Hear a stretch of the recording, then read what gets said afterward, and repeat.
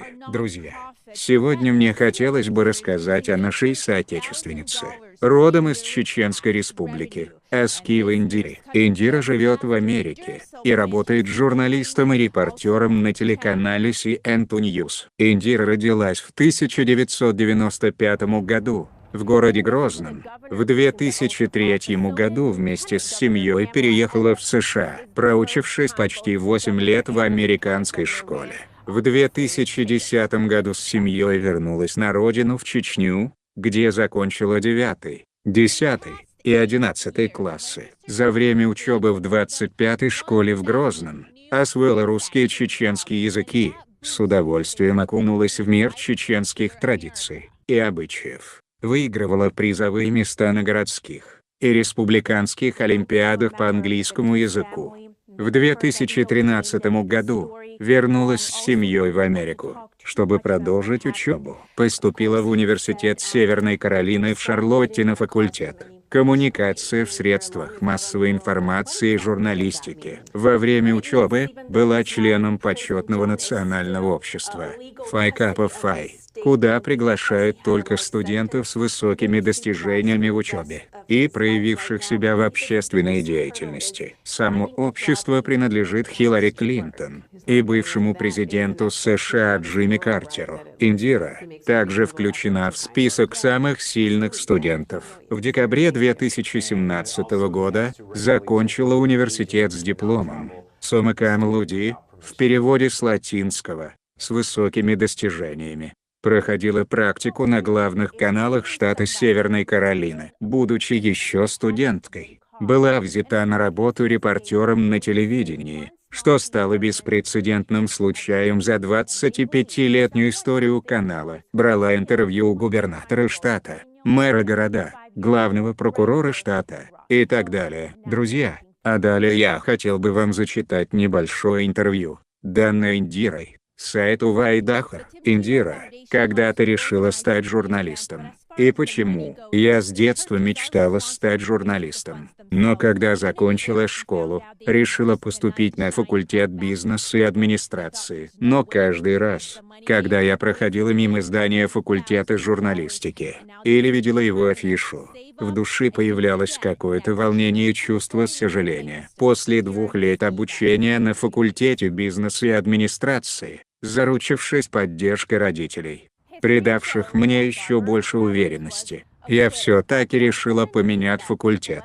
Как ты готовишься к интервью? Есть ли у тебя своя тактика и секреты? При возможности, стараясь заранее ознакомиться с материалом, узнать побольше о человеке, с которым буду проводить беседу, или о котором будет идти речь. Но бывает так, что не успеваешь получить задание, как уже надо выбегать, чтобы успеть на съемку. Одно мое самое главное правило – не задавать вопросы человеку, как на допросе, и не вести беседу заученными фразами. В чем, по-твоему, секрет успеха в журналистике? По моему мнению, это человечная беседа, понимание, сопереживание и любовь к своему делу.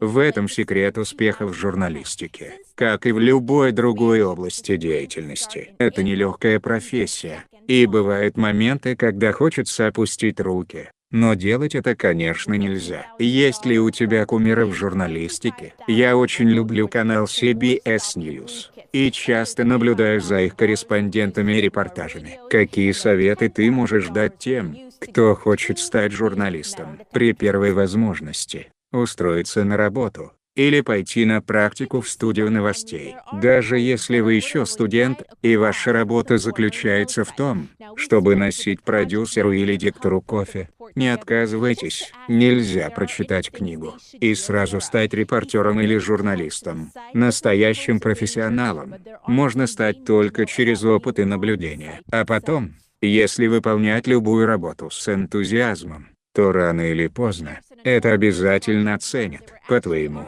какими качествами должен обладать журналист? Стрессоустойчивостью. Шучу. Хотя в этом есть много правды. Наверное, как и в любой сфере, надо быть трудолюбивым, целеустремленным и честным человеком. Журналист всегда за правду. А самое главное, эту работу надо очень любить. Гламура в ней мало, Особенно когда ты только начинаешь. Какое интервью было для тебя самым сложным? Когда 28-летний парень убил 19-летнюю девушку. Я брала интервью у матери преступника и у матери погибшей девушки. Обе плакали. У обеих болели души за своих детей. Моя задача была при этом оставаться беспристрастной, объективной, не быть им судьей, что, согласитесь, было очень трудно в такой ситуации. Пожалуй, это интервью было самым сложным в моей журналистской карьере, но именно оно помогло мне осознать,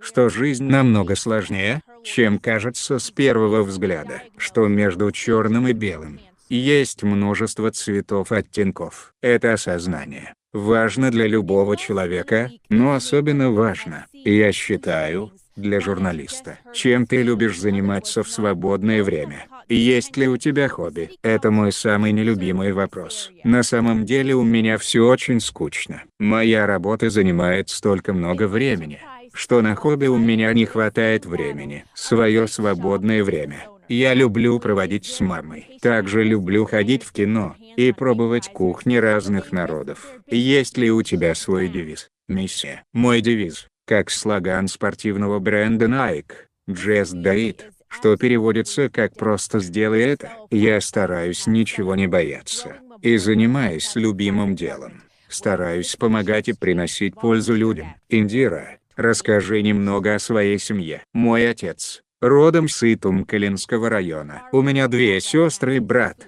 Поддерживаешь ли ты связь с соотечественниками, проживающими в Америке? Я общаюсь со многими нашими девушками, живущими в разных штатах. Когда могу оторваться от работы на пару дней, то обязательно летаю к очень близкой подруге в Нью-Йорк. К сожалению, из-за моего плотного графика на работе, ей все чаще приходится прилетать ко мне. Индира, о чем ты мечтаешь? О чем я мечтаю? Так тяжело выбрать одну мечту. У меня их много. Но самая большая – это жить рядом со своими родными и близкими людьми, заниматься любимым делом. Друзья, это было интервью данной Индирой Скиевой, сайту Вайдахар. В конце своего видео хотелось бы пожелать Индире удачи и успеха в ее профессии, и чтобы она радовала своих телезрителей только лишь хорошими новостями.